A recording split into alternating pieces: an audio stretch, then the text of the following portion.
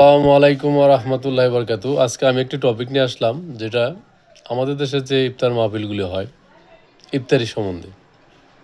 অনেক রাজনীতিবিদরা, বড় বড় কোম্পানিরা, বড় বড় বিরোধী দল বলেন, সরকার দল বলেন,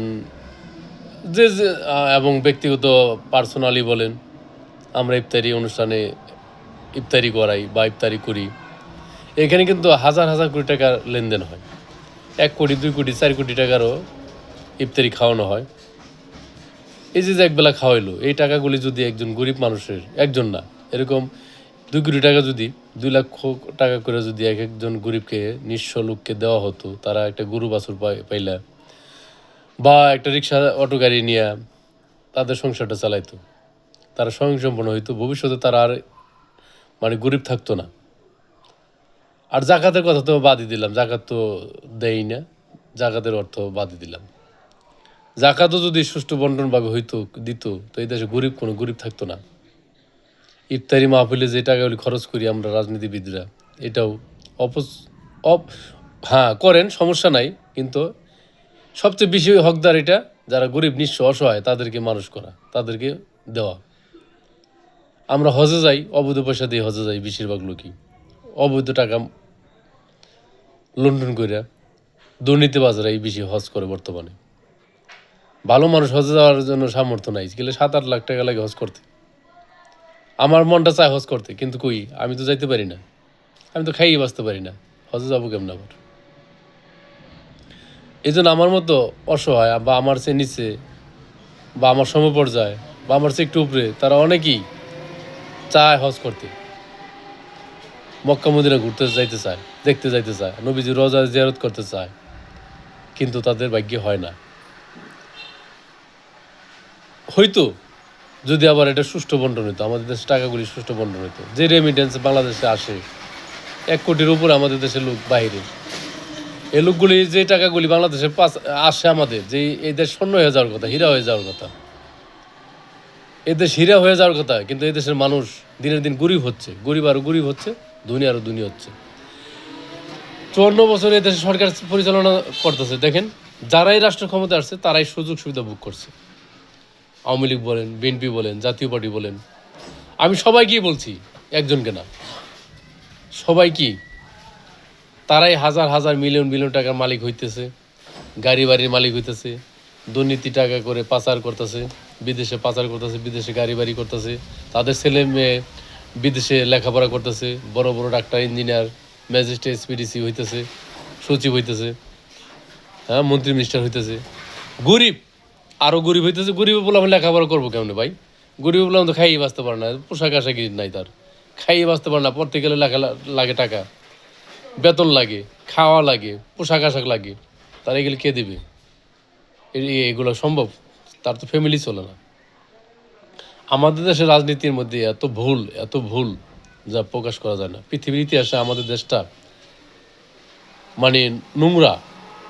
আমাদের দেশে মানুষ যুদ্ধ করে যে বিপদের মধ্যে থাকে দেশ, আমরা যুদ্ধ না করে সে বিপদের মধ্যে এই দেশ।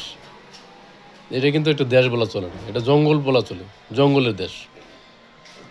জঙ্গলও মানুষ একটা হিসাব কিতাব থাকে, জঙ্গলের মধ্যে একটা আইন কানুন থাকে, জঙ্গলের মধ্যে একটা রাজা থাকে, প্রজা থাকে।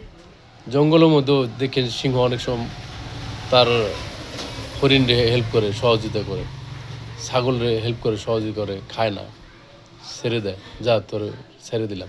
কিন্তু আমরা এরকম একটা পরিবেশে, এরকম একটা দেশে, এরকম একটা সমাজে, এরকম একটা দেশে বাস করি, যে দেশে কোনো আপোষ নাই, পারলে যে কোনো সময় খাই ফেলাইব, যে কোনো সময় খাই ফেলাইব। এই জন্য আমি বলি, আমাদের দেশের রাষ্ট্রপ্রধানদের, শিক্ষিত নামের মূর্খগুলা যে কাজকর্মগুলি করে, এগুলা আসলে একটা দেশের মধ্যে পড়ে না, একটা সমাজের মধ্যে পড়ে না, একটা রাষ্ট্রের কাতারে পড়ে না। পৃথিবীর বিভিন্ন দেশ দেখেও এরা শিখতে পারে, এরা শিখতে পারে, শিখার আগ্রহ করতে পারে, তা শিখে না, তাদের মন মতোই চলে তারা। আসলে আমরা কোনো জায়গায় নাই, আমরা সাধারণ মানুষ, সাধারণ জনগণ, সাধারণ প্রজা।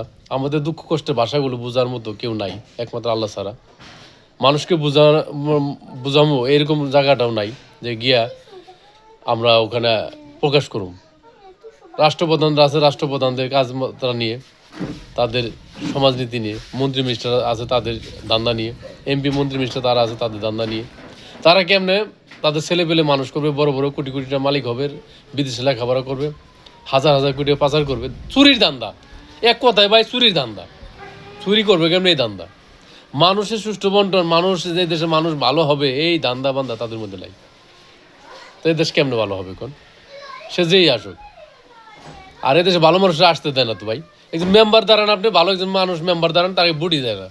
এই একটা বুটি যদি পায় আমার নামটা উল্টে রাখবেন, কাইটা দিবেন আমার নাম, যে ভাই বুট পাইছে। ভালো একজন সৎ লোককে দেন, ঘুষ খাইব না, এ টাকা খরচ করতে পারবো না, কিন্তু আরে ভোট দিব না, এই সমাজের মানুষ তাকে ভোট দিব না। তো তার মানে কি আমরা মানুষও ভালো না, আমরা জনগণও ভালো না রে ভাই। জনগণ আমরা খারাপ। জনগণের মধ্যেও আমাদের এই বিবেক বুদ্ধি নাই। আর জনগণ যদিও থাকে দুই চারজন জিম্মি, ডরায়, ভয় পায়, ইমান দুর্বল। রাজনীতিবিদদের ধমকের কারণে টাকার কাছে বিক্রি তারা তারা কথা বলতে পারে না। দুই চারজন ইমানদার ব্যক্তি যদিও থাকে, তারা কথা বলে, কিন্তু তাদেরকে পরবর্তীতে করুণ পরিণতি ভোগ করতে হয়। হয় তাদেরকে মাইরা ফেলায়, নয় তাদের অর্থনীতি ধ্বংস করে ফেলায়, না তাতে ছেলেপেলের উপর অবস্থা ভয়াবহ আকার আসে। একটা না একটা আসবে তার সমাজে, তার ফ্যামিলিগতভাবে, তার ফ্যামিলিতে অশান্তি লাগাই রাখবো। এটি করে কারা ভাই? এটি রাজনীতিবিদরা। তা আমি সংক্ষেপে কিছু বললাম, আপনাদের যদি ভালো লাগে আমার ভিডিওটা দেখবেন। আর বেশি বেশি যদি আপনার আমাকে উৎসাহ দেন, আমি আরও অনেক অনেক ভিডিও আপনাদের এরকমভাবে পাইবেন আমার কাছে আশা করি। তাহলে সকলকে ধন্যবাদ জানাচ্ছি। ভবিষ্যতে আপনারা আমার সাপোর্ট দিবেন। আপনারা ভালো থাকবেন, দোয়া করি। আসসালামু আলাইকুম।